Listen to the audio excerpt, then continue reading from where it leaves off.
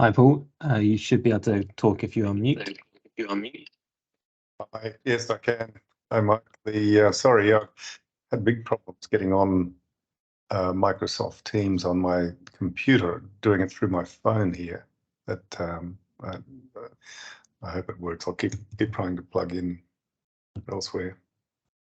Perfect. All right. We'll be letting more people in as we go, but let's kick off. So thanks all for joining this session today. We will be recording it, so we'll be sharing that after this session as well. Today we're talking about a really interesting topic, which is how do we scale native restoration globally? And we've got three really interesting panelists today, which will be getting their key insights as to how do we scale this up, what they've been doing on the ground, and opportunities for enhancements over time.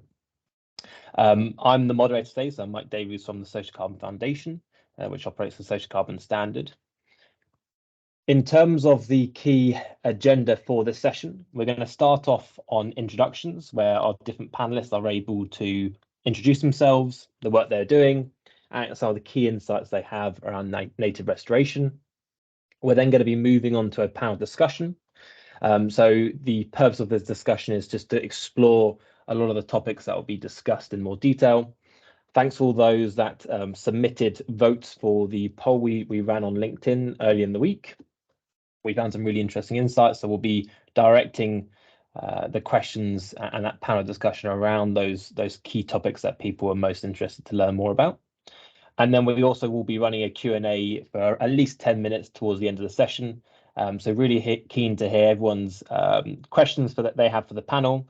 To do so, please submit them in the chat tab in this webinar, and we'll be looking for those throughout the session and then selecting really good questions, which we'll be presenting to the panel. Before we get into the introductions, we just wanted to give some context as to why we need to scale native restoration. And we've got three core variables for that. So first of all is the continuing decline of our natural habitats. Last year alone, we lost over 22 million hectares of forest cover. We're also seeing a significant decline in biodiversity. So the Living Report published last year has estimated that we're losing around 69% of abundance of terrestrial and aquatic species when comparing to 1970. But there is some hope as well. The UN states that 1/3 of all the greenhouse gas reductions and removals needed within the next decade could come through improving nature's ability to absorb emissions. So there's a really strong narrative as to why we need to be scaling up this globally.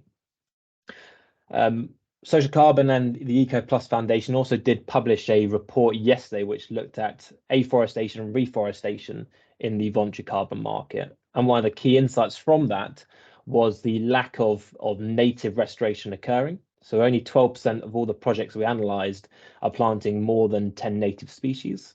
So there's obviously room for improvement. So this is why we really want to delve into the topic and understand from three different lenses, from the landscape and the large scale to the community-led initiatives globally through to individuals that are directly restoring forest as we speak as well. I'll then pass over to Paul Chatterton, who's going to do his introduction to highlight what he's been doing at the Landscape Finance Lab and share some insights as to what this looks like at a landscape level. Paul, the floor is yours. Brilliant, thanks, Mike. Can you manage my look at that? You can, aren't you wonderful? Thanks.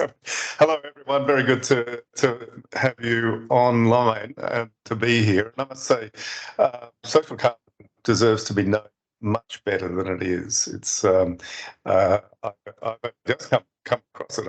I'm ashamed to admit, after working in the carbon world for a very long time, it's critical that the social approach to carbon be integrated with the technical and the ecological. Landscapes, why bother? The conservation world, I used to work in WWF. The conservation organisations have been very successful at winning many battles, but the war is being lost in a serious way. So and that's because we work at the scale of projects. We work at with short-term investments, and we're not able to integrate our activities to get larger scale and longer term resilience in the environment. That's what landscapes do. And I think the conservation world has certainly shifted over to that in the last 5 years. But we're seeing also the business and finance world, and you'll see in the science-based targets that landscapes is one of the key tools for achieving nature-based results and climate results. The TNFD, the Task Force for Nature-Related Disclosure, now has landscapes as one of the 3 pillars that companies need to be considering as they're thinking about their nature impact and moving towards nature positive. And in many other we're finding landscapes are coming up in this world. Next slide, please, Mike. So the good news is that the methodology for landscapes is becoming much clearer and simpler. This looks complicated, but it's basically on the left-hand side a 5-step process for building a landscape. And really, it's the project cycle done in those 5 steps. But the first step is critical. It's bringing together the stakeholders in the landscape to then define what the problem is. Having a social agreement on the problem is critical. Work out what the possible solutions are, develop a vision and an action plan, get the finance and implement and monitor and learn. There's no rocket science to that. But if you're doing it over a landscape scale, it becomes a little bit more complicated. Four Returns gives us a simple way of grabbing onto the SDGs, of conceptualizing the SDGs, so an environmental, a natural return, a social return, and a financial return. But we're finding that the return of inspiration is actually the most important for landscapes. Having a common vision, having people come together around the hope that they can solve a big problem together, and that drives a whole lot of other change in the landscapes. I'll go to the rest of it, but you can read those books. The Little Sustainable Landscape book is so little, 300 pages, but the Four Returns framework publication below is a quick 20-page access into this methodology. So just download that. You'll find that on our website. Next, please, Mike. Just before I move on to the next slide, it might be worth you turn your camera off, Paul, just because it's cutting a little bit, and it might just help on the bandwidth. All right, will do. There you go. Is that better? Perfect. Examples that are emerging around the world, and we focus on 3 ecological systems: wetlands, rainforests, and reefs. So those 3 contain most of the biodiversity on the planet and a substantial chunk of the natural carbon. Peatlands, up on the top left-hand side, is the most concentrated store of carbon on the planet. And for some reason, there's been very little action in temperate peatlands until now. Lots of small projects, but we're now building landscape-scale peatland restoration programs in Scotland and Ireland. The Scottish one covers 400,000 hectares. That one area contains twice as much carbon as all of the forests of the UK combined.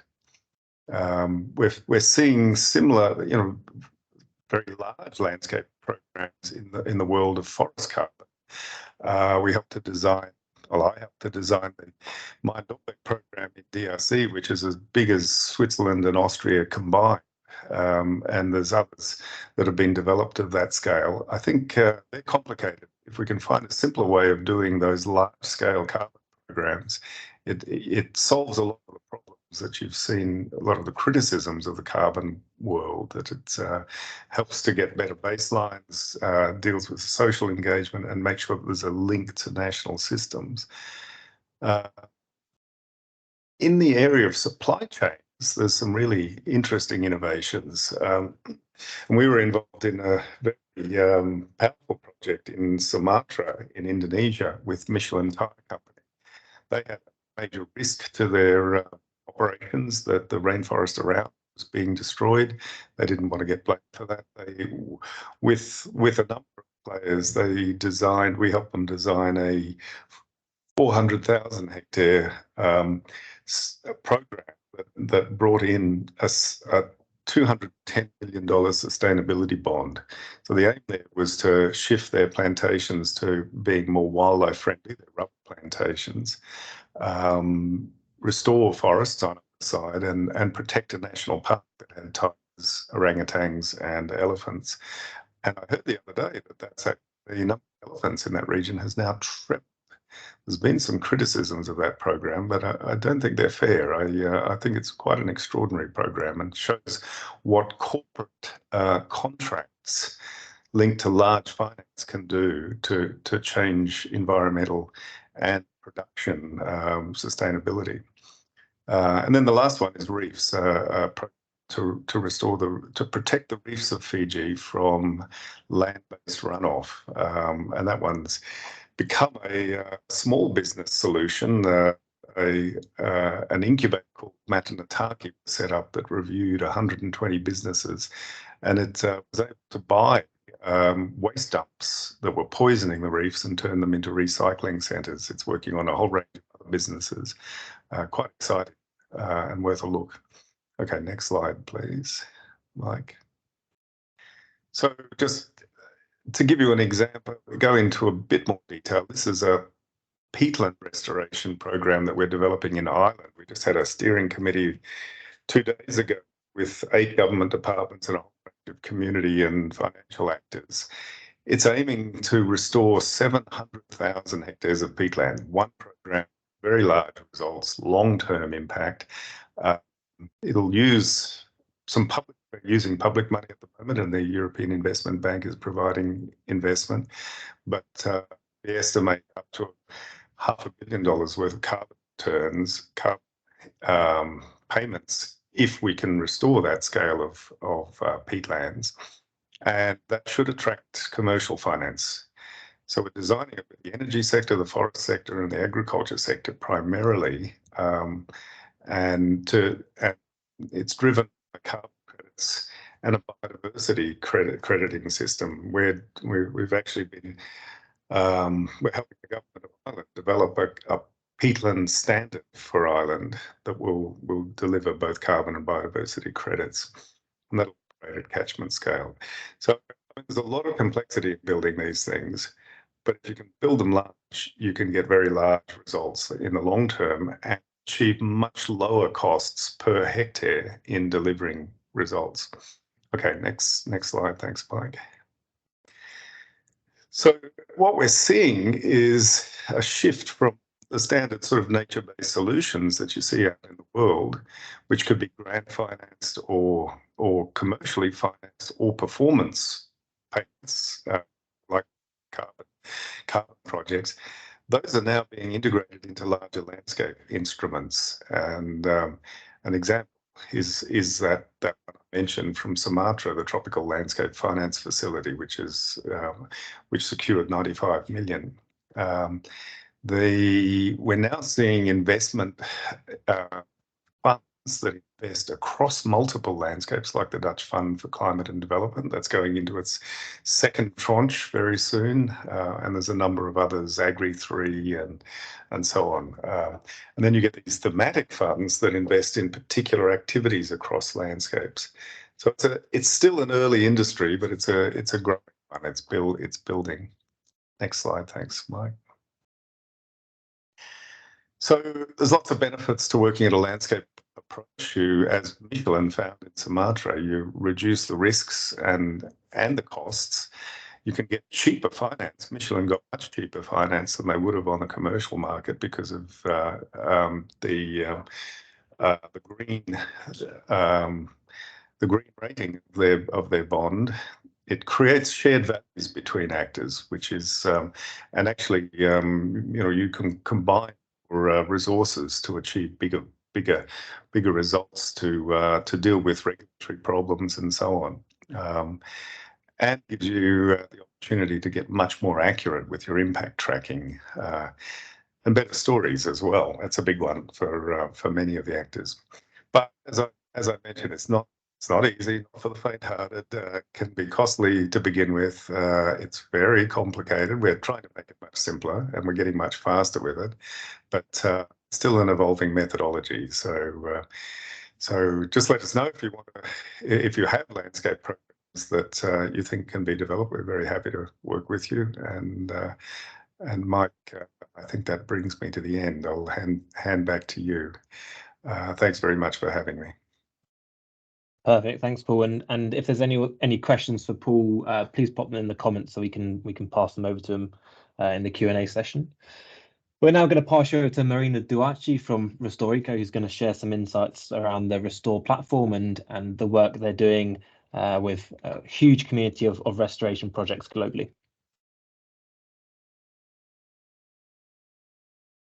Marina, you just need to unmute and it's all yours. Sorry. Thank you, Mike. Hello, everyone. I'm very happy to be here with you today. Next slide, please, Mike. Today, I'm here with my colleague, Mick, to introduce Restore to you, which is a free, open, and global platform where the restoration community can meet, can exchange knowledge, and have access to scientific data. Next one. So this is what Restore looks like. We always say it's like a Google Maps, but for nature.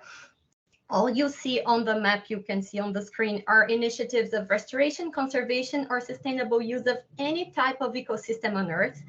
And these initiatives were uploaded by our database of 16,000 users. Yeah, 16,000 users, and we currently have 130,000 initiatives on Restore.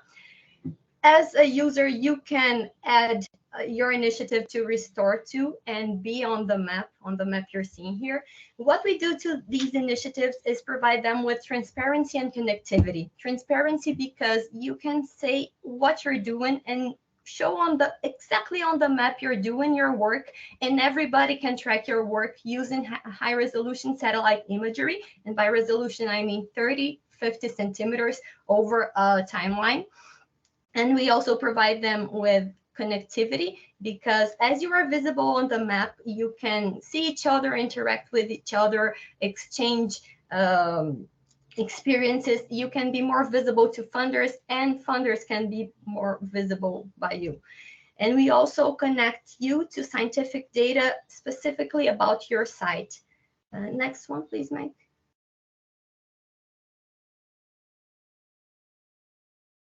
And I'd like to bring to you an example of a very successful connection that Restore was proud to be part of. This is Leitoro. He is part of a traditional community in Marsabit, Africa. And he co-founded this NGO, NAPO, that supports the work of local communities, enhancing natural regeneration. And in a dry land, this is very important because the nature there is very important to provide them with goods like water and medicine. And Adrian was at a virtual event Restore promoted to discuss dryland restoration. And there he could meet people from Just Dig It, another amazing organization working in Africa. They build these structures you can see on the picture. They call it half moons. They intercept rainwater and promote natural regeneration too. So after they met, Leitoro, supported by GLF's Restoration Steward Program, could physically go to Just Dig It site. And you can see that this connection between all the organizations mentioned here could promote this knowledge exchange that benefited their work on the ground. Next one. But how the platform Restore can promote these connections? No, not yet. Could you just stop a little bit for the video? Okay. So on the map, you can see on the map, you can have different views for sites, which are areas where you carry out your interventions of restoration or conservation. But you always have what we call points of interest that are other types of vectors in the restoration and conservation world, like tree nurseries, botanical gardens, seed banks. So you can shift the view of the map to different actors. And you can play the video, please. So now, yeah, you're seeing sites, but now you can shift for botanical gardens. And yeah, now you see points that correspond to botanical gardens. But back to sites, you can browse the map to zoom in the map, for example, and find organizations that are working nearby you, like you see on the screen. And if you click one of them, then you can open that site profile. And then you can see scientific information about that site, for example, native species, information related to carbon, and a lot more. You can see information that this organization provided about their intervention here. And you can also view a time lapse of high resolution imagery and track the progress of the site. You can see this site literally turning green, as you can see there. You can compare the difference of before the intervention took place and after it did. And next, please. And so apart from browsing the map and looking at the interventions in the map, you can also see the work of an organization as a whole in the same place, what we call an organization profile. So yeah, please play the video. So yeah, besides browsing the map, you can go explore organizations. We have almost 2,000 organizations at Restore. And if you click one of them, then you open their profile, see their name, description, their partners, their members, their sites, their points of interest, and their collections of sites. So it's a very powerful tool for you to show everything you do. People can locate everything you do on the map, can track with high resolution imagery, and you can be more visible to funders. Next one, please. We've been doing and succeeding in a great effort to bringing the smallest local actors to Restore, because we recognize that these are very important nature stewards. They know local realities, they know native species, they know how to do the restoration there. So it's very important for us to bring their voices to the platform. And it's very important that they can share their wealth of knowledge and that they can access funders to go on with their work. So it's very special for us when we hear feedback from this, like this one from Dr. N.G. Jamva. He's from a traditional community in India, and he works for Rainforest Biodiversity of Bali. And he said, "You are the guys who heard the unheard, who reached the unreached. And we need this type of platform to express traditional knowledges." And so that's what we want, to keep doing our work and to keep giving voices to those people and to being a place where the entire restoration movement can gather and exchange information. And next slide. Thank you very much. I invite all of you to join Restore. You can enter Restore.eco or use this QR code. It's for free, and yeah, be very welcome to our community. My colleague Mick will be joining you soon for the discussion. Yeah, thank you very much. Perfect. Thank you, Marina.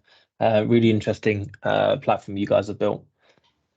Last but not least, we've got Luiz Diaz from Anglo American, who's going to give us some of his insights from on the ground, restoring some Atlantic forest in Brazil. Hello, everyone. I'm Luiz Gustavo. I'm forest engineer at Anglo American, a global mining and a centenary company.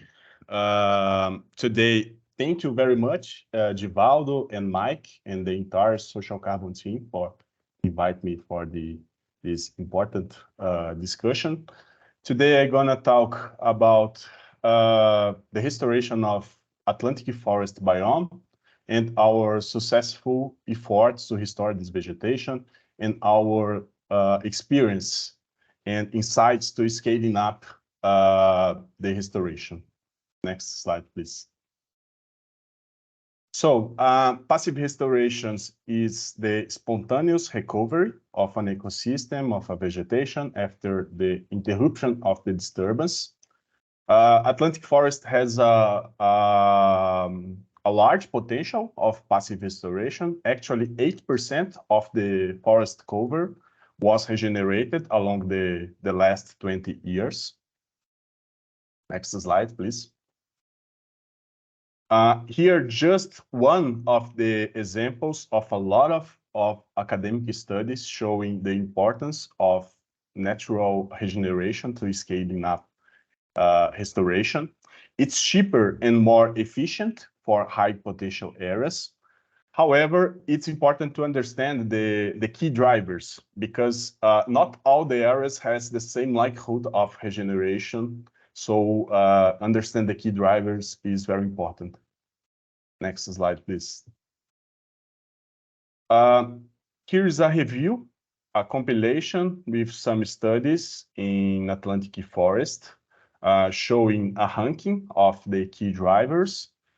The most important is always distance to forest. It explains about 80% of passive restoration. And please note that some drivers have a socioeconomic connection, like slopes. The steeper slopes are most regenerated because of the less potential for agriculture. And we have a lot of key drivers. Next slide, please, Mike. Now I'm gonna talk about our experience at Anglo American restoring areas in Atlantic forest. Our mining project in Brazil is inside a high priority biodiversity area for conservation. We have two biosphere reserves in this region, Espinhaço Range and Atlantic Forest. And we studied 49 rural lands for the mining in 5 municipalities, all these municipalities in the state of Minas Gerais, Brazil. The huge difference about our case study is that we have data to compare active and passive restoration. We started the acquisition of the lands in 2007. Some of these lands we restored with planting of seedlings, mainly the part of this area that is part of the biodiversity offsets projects. And part of these areas we didn't restore it using seedlings. It was subjected to the passive restoration. And we evaluated the success criteria of these areas using the transition to farming to the forest using the Map Biomas platform.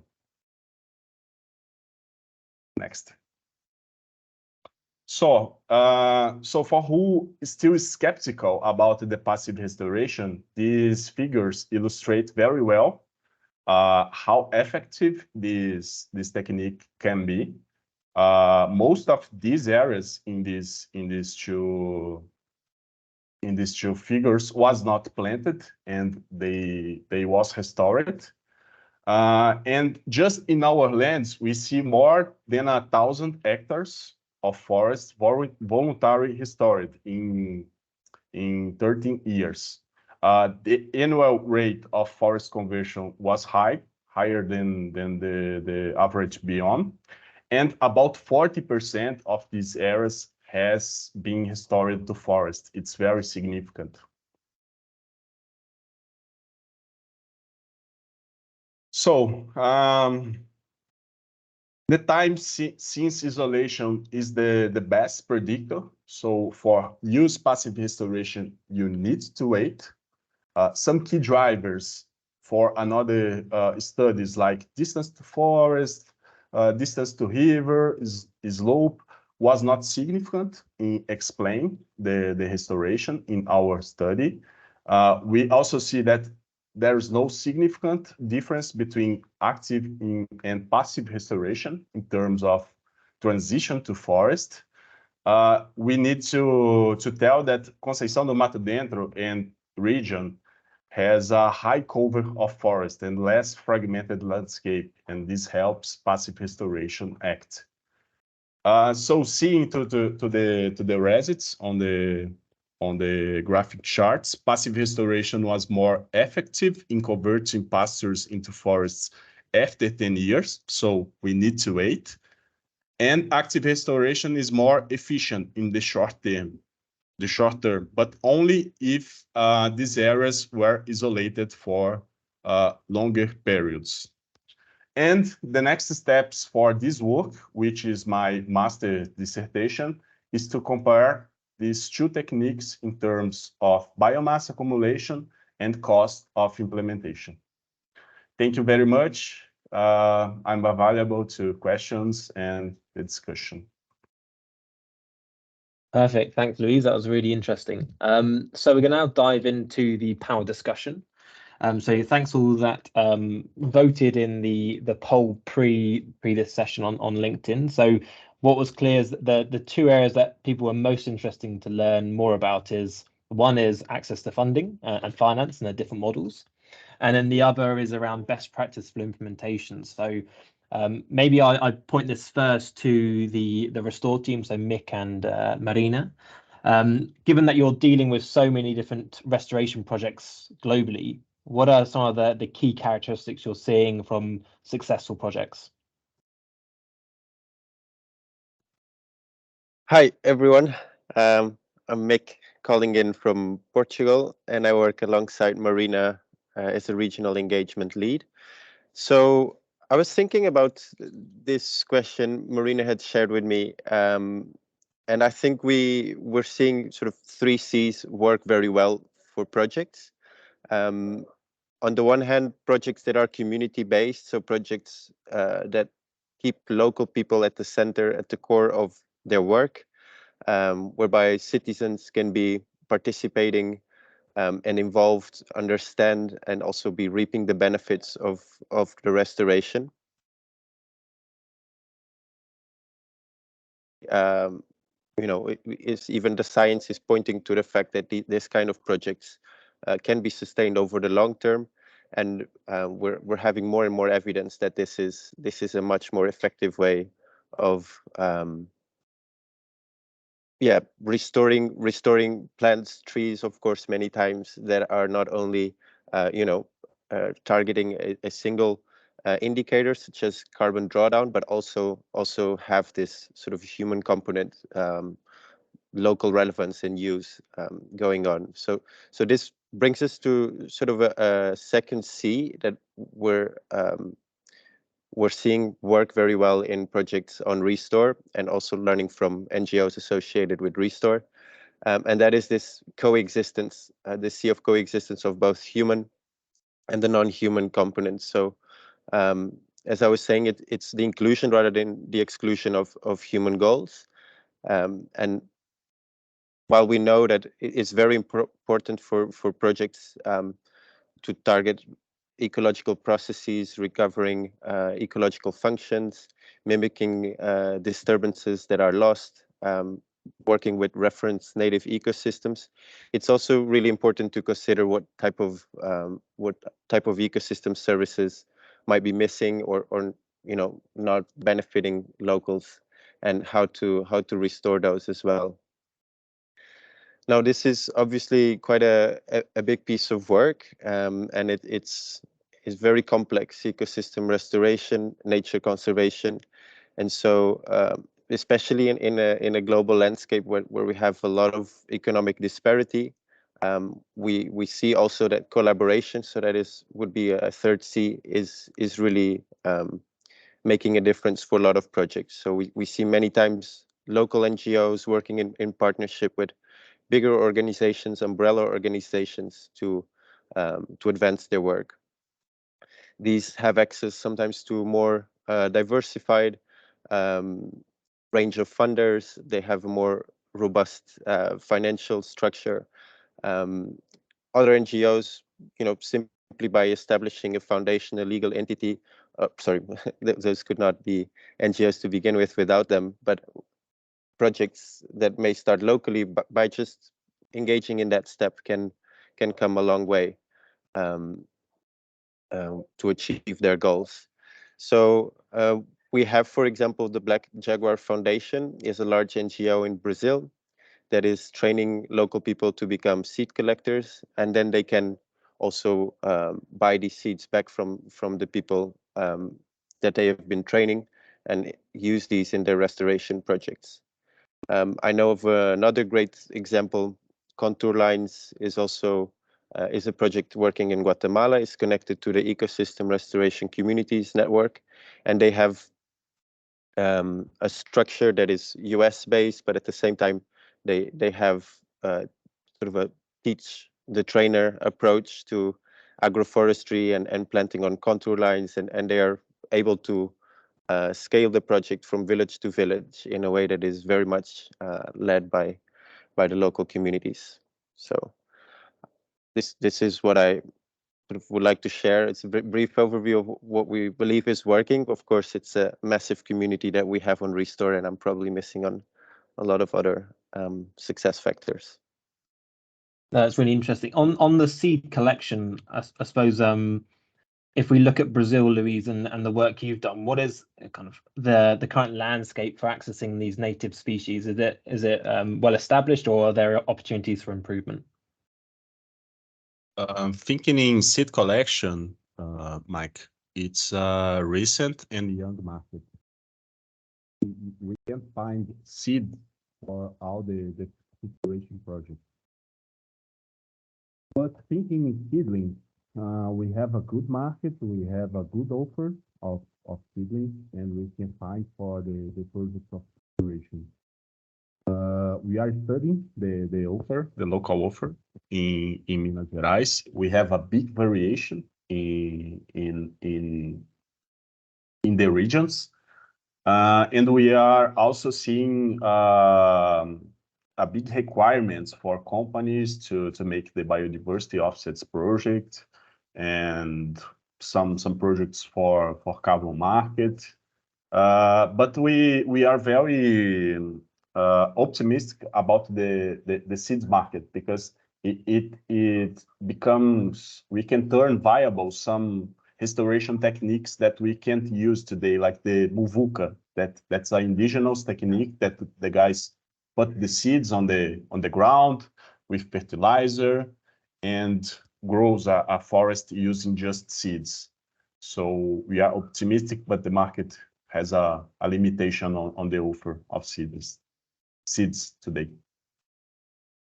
Interesting. So I suppose, Paul, given that you're looking at landscape-based approaches, and obviously this is on big scales, there's two challenges. One is kind of the restoration approach taken, whether passive or active, and the infrastructure in place, but also you're dealing with a huge number of stakeholders. How do you kind of touch on what Mick mentioned around getting the community involved in it, given that, for example, with DRC, you're dealing with such huge areas and so many different people, it can be, I can imagine, quite a logistical challenge.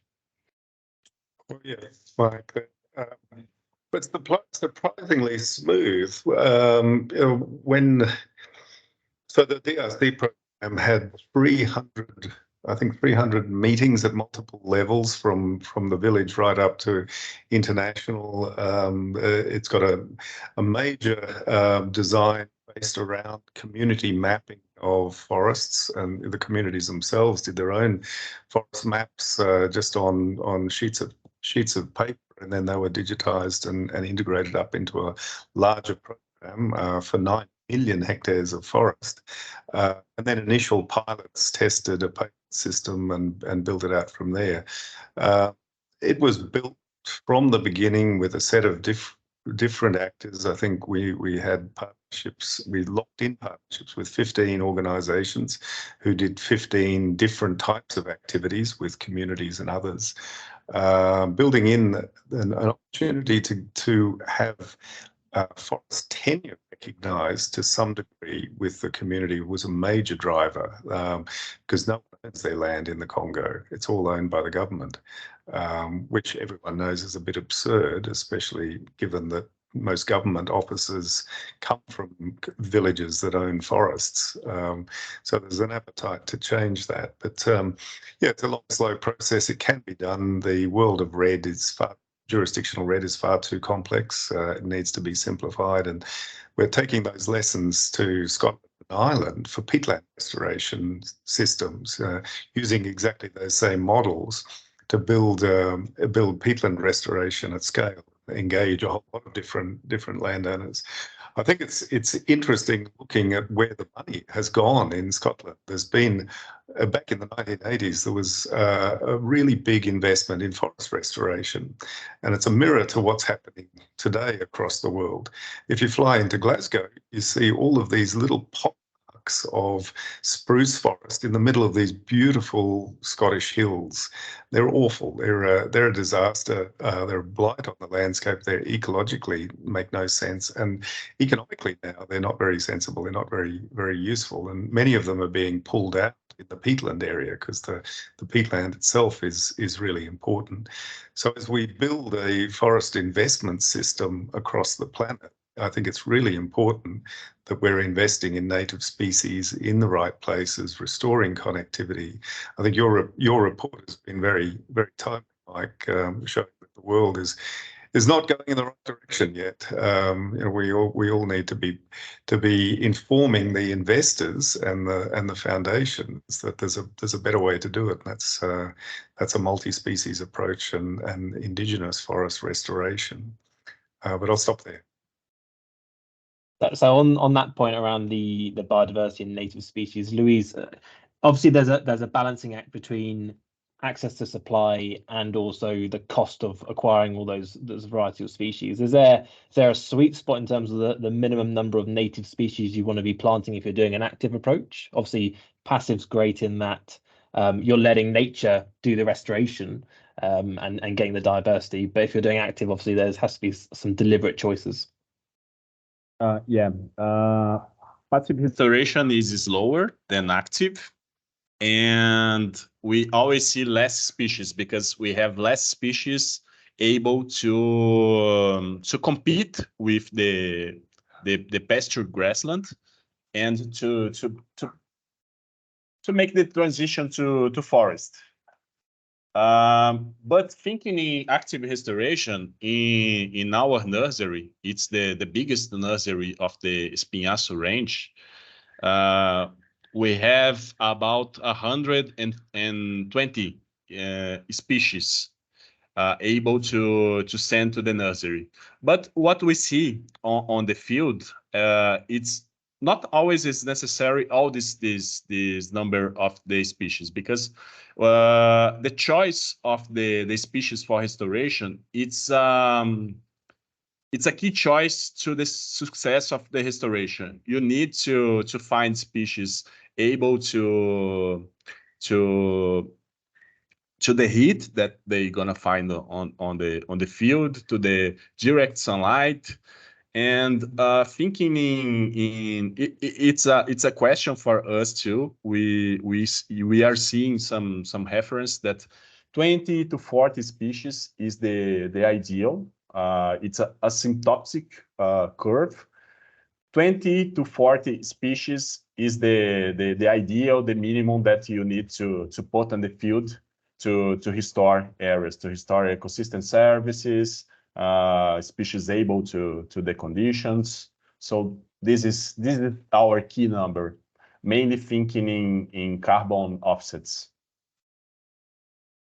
And Mick, is this something that you're seeing in your community and based on what you're seeing on the ground as well?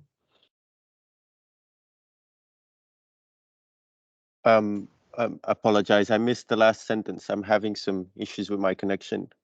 Mick, if you want me to jump in this one, please. It's yes, okay. Marina. Yeah. So yeah, I'm from Brazil too, and yeah, this is a long discussion here in Brazil.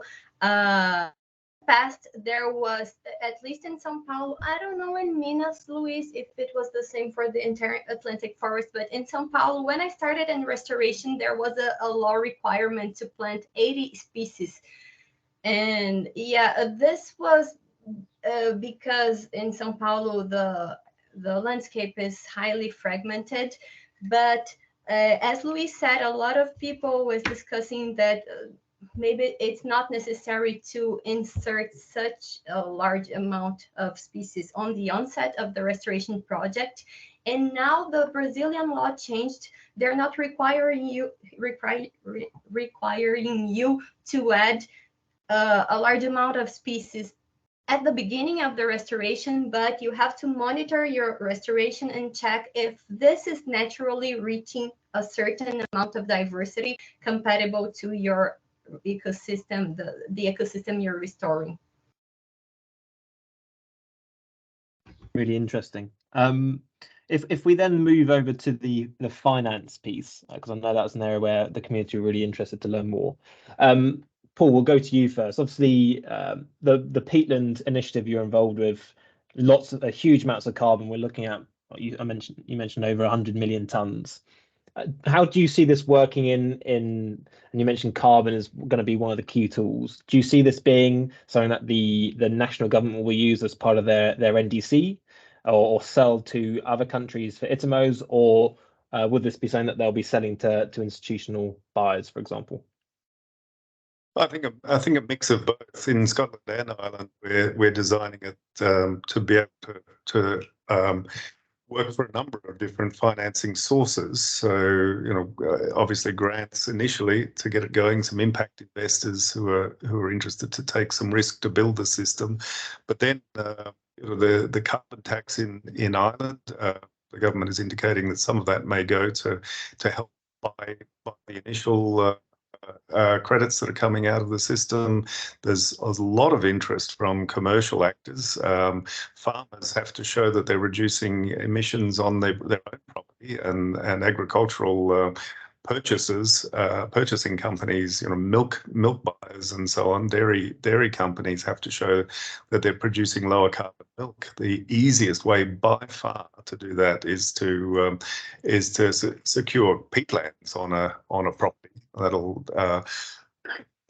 and then we're seeing big institutional investors interested in pension funds, some of the bigger banks, and now insurance companies getting interested in larger scale systems. When you can join together restoration projects to that sort of scale, it allows all sorts of different actors to come in and some very interesting finance, being able to get insurance products where the insurance for businesses and houses and towns is cheaper because they're taking climate and biodiversity action rather than those that are not.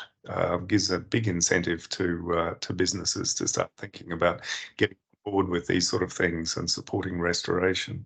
But yeah, they're not the easiest things to build, these large landscape programs. You have to get together as a combined effort with a whole set of actors and look at how to address a big problem that someone's willing to pay for. If you can do that and show that there's a business model there that's going to create that return, then you'll have every banker and business in the region wanting to be part of it.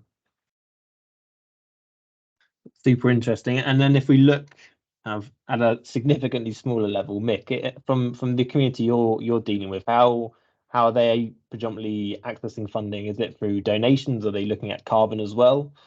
Keen to hear your insights. Yeah, I would say it's very diverse, as diverse as our portfolio of projects, of course. So definitely a lot recurring or resorting to carbon finance, carbon credits, also eco credits, different types of credits that are emerging in this landscape.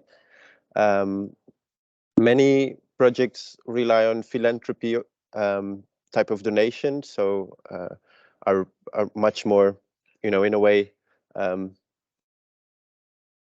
reliant on this kind of funding, which again many times can be allocated through collaboration with umbrella organizations, with those partners that can give the visibility to the projects that are doing great work on the ground.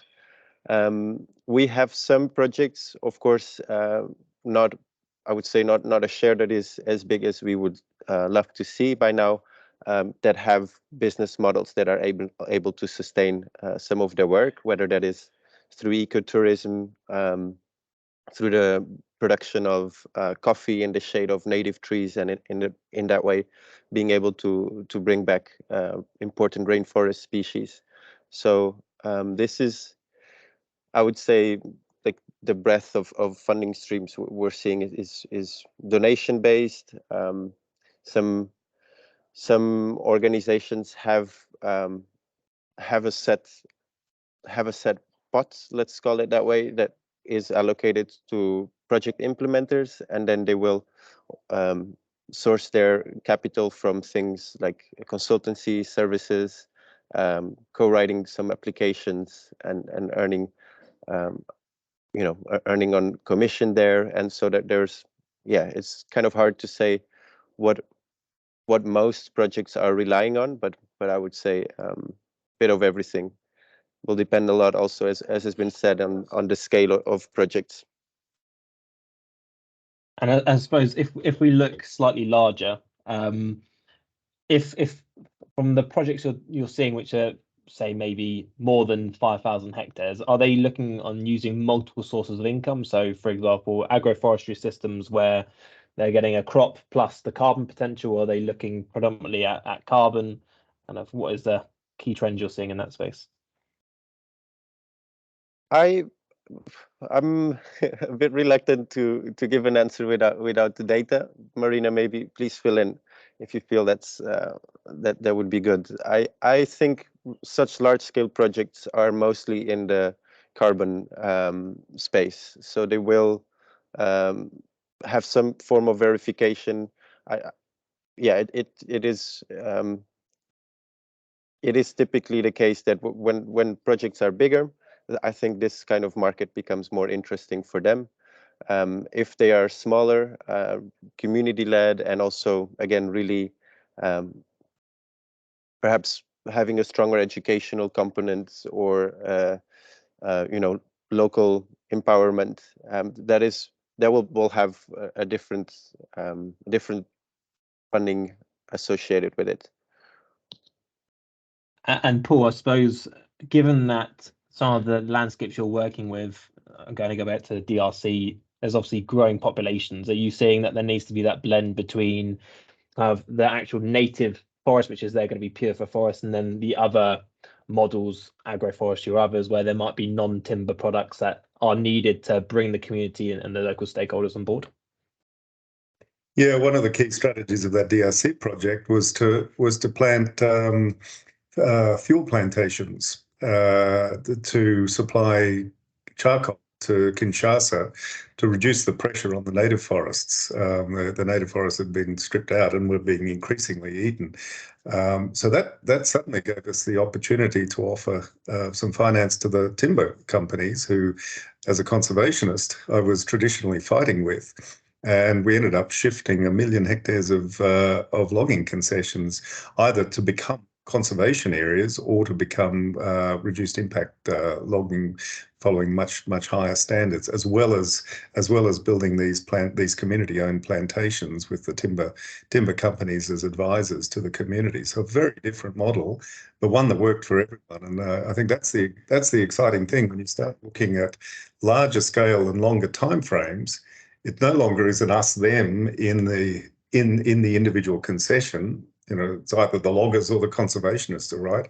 Everyone can be right because you can think about where to do your activities within the landscape, but achieve the goals for everyone over the longer term.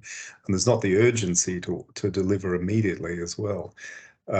Takes a bit of time, but in fact, what we've found also is that there are real bonds and synergies building between different sectors. The agriculture sector is working with the forestry sector. The forestries are working with the community groups. The charcoal industry in the city is getting excited about working with the community suppliers and the foresters.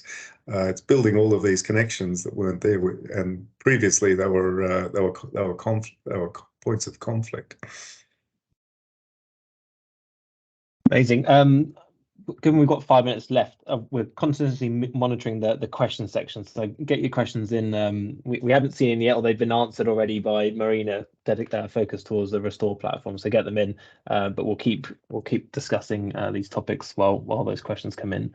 I suppose one of the questions now is around how do you govern kind of these initiatives? So let's go to community level to start with. Often if you're working in a community, there can be multiple different kind of interests within that community. Kind of what are typically the models you're seeing in terms of getting everyone within that community brought in? Because there have been instances in Brazil, for example, where there's been conflicts between community members, which have then derailed some from projects being implemented. Mick, I suppose I'll pass it over to you to start on. Yeah, so maybe not so focused on Brazil. I was in East Africa last year, so I'll share an example from some projects I had the pleasure to witness there. And I'm not sure if it is just governance, but I think in terms of the involvement of local citizens in exercises like mapping what is out there, mapping what restoration can be done, where it's relevant, and also understanding what the value of a species, for example, in the case where I was, the chimpanzee is a threatened species due to habitat loss. I saw this both in Uganda and in Tanzania, and the local community, by being involved rather than well, in the past they had been excluded from some lands where national parks have been created. So I also saw there this very common conflict in the world of conservation that we've had in the past, and how that is being overcome is by understanding what are indeed these tree species that the community depends on for fuel wood, for fruit, for all the goals that they are seeking to meet. And by really understanding what those are, maybe growing tree nurseries. This one project in particular I really enjoyed in Uganda was growing the trees that people were looking for in the forest that was being destroyed. And that sometimes was even things like mango trees for fuel wood. And so this is not great for the species we're trying to conserve there. But the solution that was found was, okay, we're going to grow these nurseries, and we will be training people on agroforestry, on converting their systems into agroforestry, so they can be supplying for their needs in a habitat, in an environment that already is a little bit more populated with humans and more used by humans. And so this, I think, just touches on the governance that is needed, being really inclusive, really attentive to what's going on and the social dynamics of each place. I hope that is a satisfactory answer for now. I think I struggle to talk about a framework that would work everywhere. From my experience, it's really context specific. No, really, really useful. I mean, we could ask and keep going for hours now, as I'm conscious of time, where we'll probably finish off there then. Looks like we've had no questions in, so just wanted to thank everyone for being part of this session today. I've put up the details of the different panelists, but yeah, please reach out to me if you have any questions. Again, we'll be sharing the presentation afterwards, so everyone can rewatch it and hear some insights. But again, really appreciate this session, and thanks all for joining, and the panelists for their useful contributions. Thank you for organizing this. Yeah, thank you. Bye-bye. Thanks all. Bye bye.